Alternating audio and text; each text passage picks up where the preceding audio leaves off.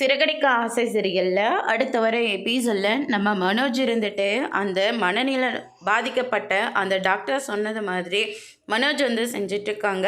குழந்தை வந்து எப்படி தொட்டியில் தூங்குமோ அந்த மாதிரி தொட்டியில் உட்காந்து விளையாடிட்டுருக்காரு. பார்க்குறவங்க எல்லாம் ரொம்பவே ஷாக்கிங்காக பார்க்குறாங்க.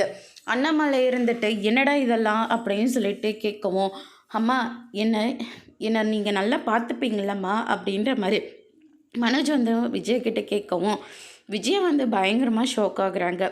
அதுக்கு அடுத்து தான் எனக்கு ரொம்ப பசிக்குது ரோகிணி, நீ போய் பால் கொண்டு வா அப்படின்ற மாதிரி அங்கே சொல்கிறாங்க. அதனால் ஃபீடிங் பாட்டில் எடுத்து குடிச்சிட்ருக்காரு. எல்லாருமே பயங்கர ஷாக்கிங்காக பண்ணுறாங்க. என்னடா அப்பா கேள்வி மேலே கேள்வி கேட்டுட்ருக்காங்க, நீ நடனா பால் குடிச்சிட்ருக்க அப்படின்னு சொல்லிட்டு முத்து வந்து அந்த ஃபீடிங் பாட்டில் வந்து பிடிங்கிறாரு. அதனால் கீழே புரண்டு பயங்கரமாக அழுந்துட்டுருக்காரு மனோஜ். அதுக்கடுத்ததாக கொண்டு போய் வாயில் வைக்கிறாங்க, சமாதானமாகறாங்க.